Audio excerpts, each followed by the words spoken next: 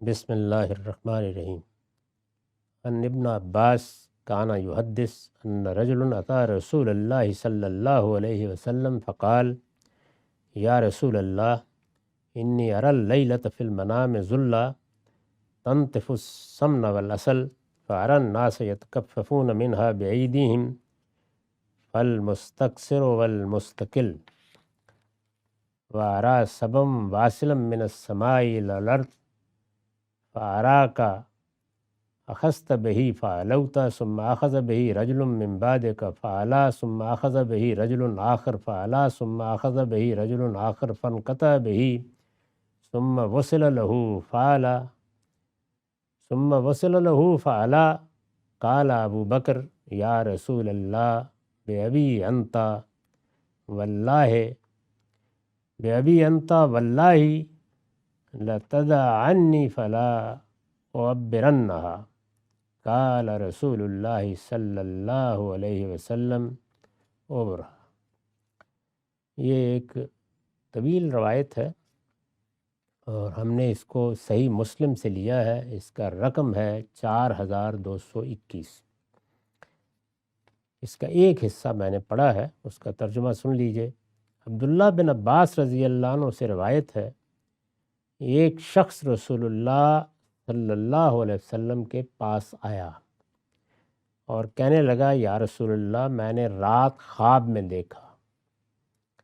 یہ رویا کا باب ہے، اس میں زیادہ تر تو اب تک ہم نے جو خواب دیکھے وہ حضور کے اپنے خواب ہیں، لیکن وہ خواب بھی اس کا ایک دو حصہ بن گئے ہیں جس میں آپ کے سامنے کسی شخص نے آپ سے متعلق خواب بیان کیا ہے۔ میں نے رات خواب میں دیکھا کہ ابر کے ایک ٹکڑے سے، یعنی بادل ہے، اس کا ایک ٹکڑا ہے اور اس سے بارش برسنے کی بجائے گھی اور شہد ٹپک رہا ہے۔ یہ اس نے اپنا خواب بیان کیا آگے، اور لوگ اس کو اپنی لپوں میں لیتے ہیں، یعنی لوگ نیچے سے کھڑے ہیں اور وہ لے رہے ہیں اس کو، کوئی زیادہ لیتا ہے تو کوئی کم۔ اور میں نے دیکھا کہ آسمان سے زمین تک ایک رسی لٹکی اور آپ اس کو پکڑ کر اوپر چڑھ گئے۔ پھر آپ کے بعد ایک اور شخص نے اسے تھاما اور وہ بھی اوپر چڑھ گیا۔ پھر اور شخص نے تھاما، وہ بھی چڑھ گیا۔ پھر ایک اور شخص نے تھاما تو رسی ٹوٹ گئی، لیکن پھر رسی جوڑ دی گئی اور وہ بھی اوپر چلا گیا۔ یہ سن کر سیدنا ابو بکر صدیق رضی اللہ عنہ نے عرض کیا، وہ بیٹھے وقت مجلس میں، یا رسول اللہ میرا باپ آپ پر قربان ہو، مجھے اس کی تعبیر بیان کرنے دیجیے۔ انہوں نے کہا کہ یہ خواب اس نے سنایا ہے تو مجھے اجازت دیں کہ میں اس کی تعبیر بیان کروں۔ آپ نے فرمایا اچھا کہیے۔ اس کے بعد اس میں وہ تعبیر بیان ہوئی ہے جس تعبیر میں بعض بڑے حقائق کی طرف اشارہ کیا گیا ہے۔ وہ تعبیر کیا تھی جو انہوں نے بیان کی، اس حصے کو بھی اب دیکھ لیتے ہیں۔ یعنی اس میں تو صرف اتنی بات ہی بیان ہوئی ہے کہ ایک شخص آیا ہے، اس نے اپنا ایک خواب بیان کیا ہے۔ وہ خواب بڑا غیر معمولی ہے، اسی لیے وہ غالباً سفر کر کے یا اپنے گھر سے نکل کے آیا کہ میں یہ بیان کروں۔ رسول اللہ کے بارے میں خواب دیکھا ہے اس نے کہ یہ صورتحال ہے، ابر ہے، گھی ٹپک رہا ہے، اور پھر اس کے بعد ایک رسی آ گئی ہے اور چلے گئے۔ تو سیدنا ابو بکر صدیق نے اس کی جو تعبیر کی وہ تعبیر اب آگے بیان ہوئی ہے کہ اما ذلہ فذلۃ الاسلام واما الذی ینطف من السمن والعسل فالقرآن حلاوتہ ولینہ واما ما یتکفف الناس من ذلک فالمستکثر من القرآن والمستقل واما سبب الواصل من السماء الارض فالحق الذی انت علیہ تاخذ بہ وَيُعْلِيكَ اللَّهُ بِهِ ثُمَّ يَأْخُذُ بِهِ رَجُلٌ مِّن بَعْدِكَ فَيَعْلُو بِهِ ثُمَّ يَأْخُذُ بِهِ رَجُلٌ آخر فَيَعْلُو بِهِ ثُمَّ يَأْخُذُ بِهِ رَجُلٌ آخر فَيَنْقَطِعُ بِهِ ثُمَّ يُوصَلُ لَهُ فَيَعْلُو بِهِ فَأَخْبِرْنِي يَا رَسُولَ اللَّهِ بِأَبِي أَنْتَ أَصَبْتُ أَمْ أَخْطَأْتُ قال رسول اللہ صلی اللہ علیہ وسلم أصبت بعضا أخطأت بعضا قال فواللہ یا رسول اللہ لتحدثنی ما الذی اخطأت۔ قال لا تقسم. یہ اب اس حصے کو بھی سن لیجیے، بہت دلچسپ ہے. سیدنا ابو بکر نے عرض کیا وہ ابر کا ٹکڑا، یعنی ایک بادل دیکھا تھا جس سے گھی اور شہد ٹپک رہا تھا. انہوں نے کہا کہ میری تعبیر یہ ہے کہ وہ ابر کا ٹکڑا تو اسلام ہے. وہ اس وقت اللہ کا دین ایک ابر کی طرح آ کے چھا گیا ہے. وہ ابر کا ٹکڑا تو اسلام ہے. گھی اور شہد سے قرآن کی مٹھاس اور نرمی مراد ہے. یعنی جب اللہ کا دین اب آیا ہے آپ کے ذریعے سے اور قرآن نازل ہوا ہے، تو قرآن میں جو اللہ تعالیٰ نے نرمی، لطافت، محبت، علم رکھا ہے، وہ گھی اور شہد کی صورت میں ابر سے ٹپک رہا ہے. اور لوگ جو زیادہ اور کم لے رہے ہیں تو وہ یہ لوگ ہیں، تو یہ وہ لوگ ہیں جن کو زیادہ یا کم قرآن یاد ہے. اور آسمان سے جو رسی زمین تک لٹکی وہ دین حق ہے جس پر آپ قائم ہیں. یعنی رسی کی تعبیر انہوں نے یہ کی کہ رسی اصل میں دین ہے.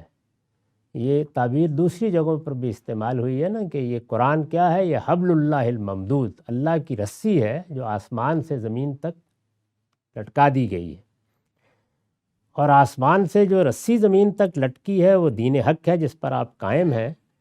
پھر اللہ آپ کو اسی دین پر اپنے پاس بلا لے گا.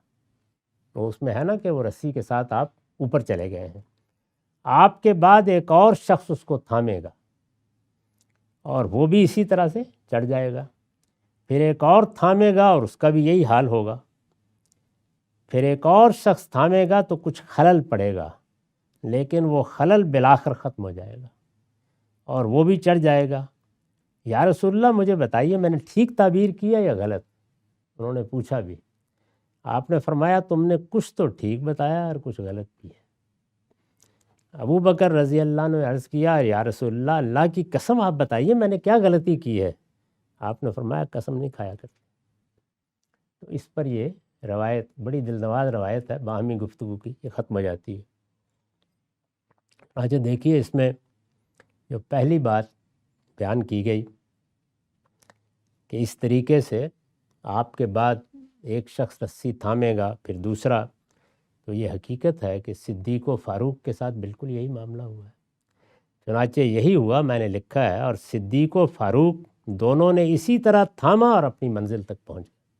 یعنی رسی بھی مضبوط رہی، کوئی خلفشار بھی پیدا نہیں ہوا، ہر چیز بالکل درست طریقے سے چلی.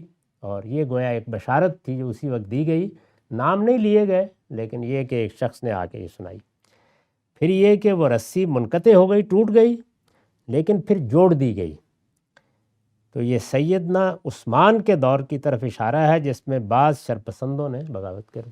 تیسرے میں بالکل یہی ہوا کہ رسی ٹوٹی، لیکن پھر اللہ تعالیٰ نے اس کے جوڑنے کے اسباب پیدا کر دیے.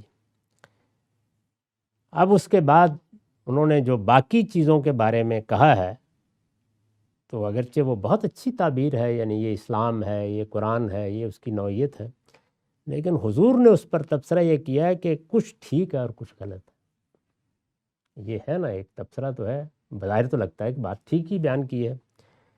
اس پر میں نے لکھا ہے کہ یہ پہلے حصے کی طرف اشارہ ہے، یعنی جس میں انہوں نے بیان کیا نا کہ ابر سے کیا مراد ہے، یہ پہلے حصے کی طرف اشارہ ہے جس کی صحیح تعبیر غالباً یہ ہوگی کہ ابر وحی کا منبع ہے اور گھی اور شہد سے اللہ کی وہ ہدایت مراد ہے جو وحی کے ذریعے سے حاصل ہوتی ہے.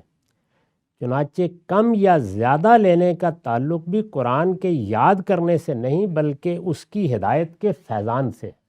کتنی ہدایت پائی ہے جس سے لوگ کم یا زیادہ بہرہ یاب ہوتے رہتے ہیں.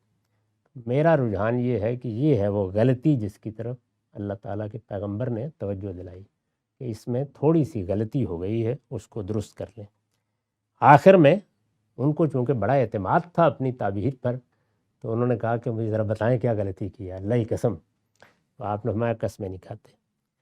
تو اس پر میں نے لکھا ہے مطلب یہ ہے کہ اپنی تعبیر کی صحت پر کوئی بھی رائے، کوئی بھی چیز ہو، ایسا اصرار نہیں کرنا چاہیے کہ آدمی اس پر قسم کھا لے، بلکہ اس امکان کو پیش نظر رکھنا چاہیے کہ خوابوں کی تعبیر میں غلطیاں بھی ہوتی ہیں. یہ گویا ساری بات ہے اس میں۔ وآخر دعوانا الحمدللہ۔